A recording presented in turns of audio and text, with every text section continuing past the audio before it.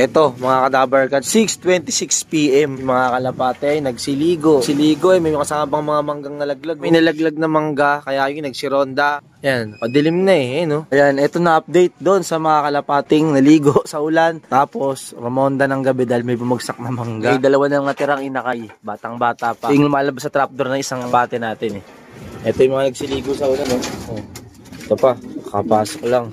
Saan na yun? Ay, putik. Hindi sa atin tong kalapati. Kaya kaya to isa. Wala akong ganitong singsing. Bloober, Tingin ko nga yung ilaw para madakma ko na itong lumalabas sa trapdoor.